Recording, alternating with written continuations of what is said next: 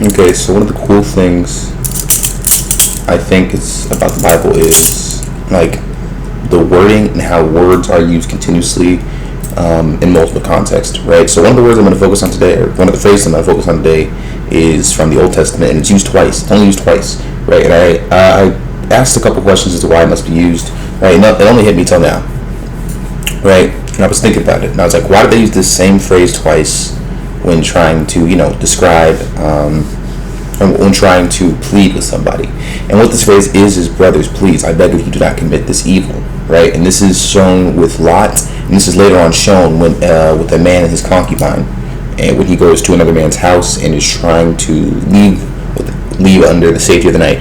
But when both of them try, for Lot's case, when the angels come inside of his house, the men come to the men of I almost said Babylon, God bless, the men of the city, that being Sodom and Gomorrah, come to his house, and they knock on his door and tell them to come outside so they can sleep with them, right? Now this is a polite way the Bible's saying that they wanted to rape them. Anyway, when confronted, sorry I had to sneeze there. When confronted, they are told by God himself, please do not commit this evil, right? Now that phrase really stands out to me. Just the phrase itself stands out to me on its own. Just that phrase, right? Because that's quite the thing to ask of people who are ready to kill you if you don't move out of the way. Which they were ready to kill Lot. They were very ready to kill Lot. Now what's even more questionable is why Lot was willing to give away his daughters. That's questionable. And we'll talk about that at the end of the video, because I know that people might bring that up when it comes to talking about just talking about the situations. It's weird. Secondly, the later on situation, which happens I think around either after or before Numbers. It might be in Deuteronomy. I'd have to pull up my Bible and check, but I'm gonna, for the sake of the video, I'm going to pull up my Bible and check. Yeah, okay, so it happened in around Deuteronomy, I believe. Yeah, it was before Samuel. But anyway, so basically what happens is they are, it's this man and his concubine. And this man and his concubine are essentially they're traveling, right? And what happens is, after they go a certain distance, they are led to a town. They go to this one man's house, and the thing is, the man seems suspicious at first, because what he's doing is that he's keeping this man at his house. Every time this man and his concubine want to leave, I mean, that's just a man, because the concubine's there because she's his and he owns her, almost similar to a slave. Basically, every time he wants to leave, he will tell him, no, stay one more day. I beg if you stay one more day. And the reason he's probably telling him this is because he understands that the people of this city are evil. And if they see him try to leave, they will try to sleep with him and rape him, right? So essentially, he's trying to protect him, right? Or who knows, there could be an even deeper motive. I need to reread it because I was just perplexed by the whole situation. The fact that it happened twice, too. This phrase is used twice with both very, very similar situations. So it's very interesting as to why they use this phrase, right? And this is a time after... this might not even be Deuteronomy. This might be after Deuteronomy. This might be in Joshua, essentially, or even before Joshua. But I'm just checking, and I honestly think, after going as far as I have, it's in Judges. It's got to be in Judges. Yeah, but anyway, continuing my, kind of little rant. Putting it in simple terms, both situations, the same exact word-for-word phrase was used, and I'm trying to find it. And give me a second, I'll find it here and come back to you guys. So, yep, I was right. It's in Judges, and it's in 19:23, and essentially he's yet again pleading with these men, do not commit this evil. The first case is in Genesis, and I think it's later on happens in Jeremiah, actually, too. Yeah. Anyway, so this phrase is used apparently 3 times in the Bible, maybe even 4. Yeah, 3. So anyway, the point I'm getting at is this: people understand what evil is through this one phrase, and it goes to show that when it comes to like redemption stuff, people always ask, are the people who sinned back then paid for? And I think the answer is no.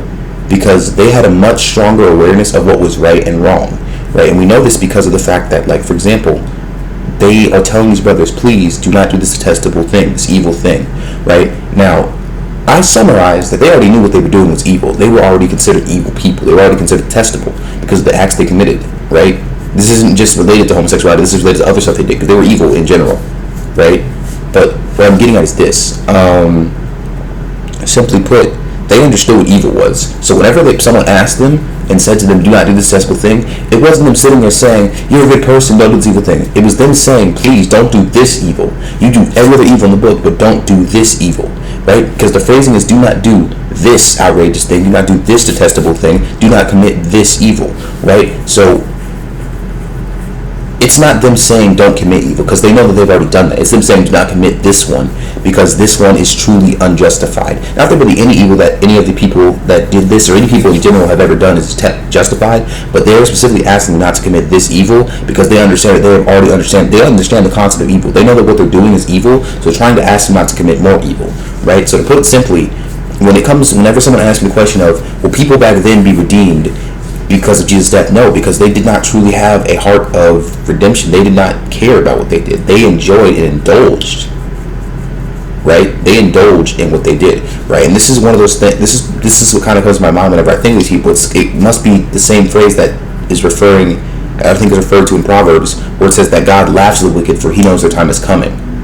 right? The wicked, people like this, who do these detestable acts, who do this evil, not these evils, not an evil, this evil. Because when you say do not do this, it means that you have already done something else in most cases. That's how our grammar works, at least in English. Now I'm sure in Spanish maybe this is a little different in translation, but in English, when we say this, for example, do not eat this candy, I'm talking about this specific candy.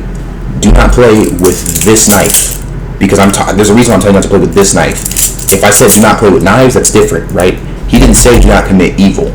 If he would have said do not commit evil, that would have been different. Like I said, this is why I think it's important to pay attention to the wording of the Bible here, because I think it's very literal in what it says. I think these people are very literal in what they said. I think they were very literal in saying do not commit this evil instead of do not commit evil. And why I think this is so literal is because they all say this. They don't say evil at one point and just skip over the word this. They all say do not do this.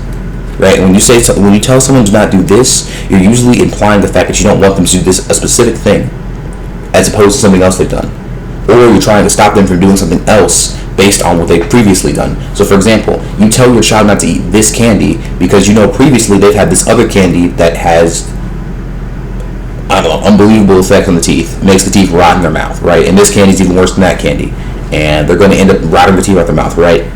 It's grammar and the way they structured their sentences, and the fact that all three of these men that used it was used in Jeremiah, Judges, and in Genesis. The fact that all three of these guys used it in the senses they did, and the fact that they all said almost word for word phrase. It might vary a little bit, but it's the dang near the same phrase. So when it comes to are people back then redeemed, it really just depends on what they did. Right? Israel said the thing about that's so beautiful about how God chose Israel's chosen people was that people outside of Israel still had an example of what to do and what not to do. And there were certain situations where people, like for example, people from outside the tribe of Israel could participate in a lot of the ceremonies and festivals people did. So if they wanted to, who knows, they possibly could have attempted to be under the protection of the Jews, which we know is the case because and I think her name was, I really don't want to butcher her name. Not with Ruth, but with someone else. I'm going to look up her name real quick.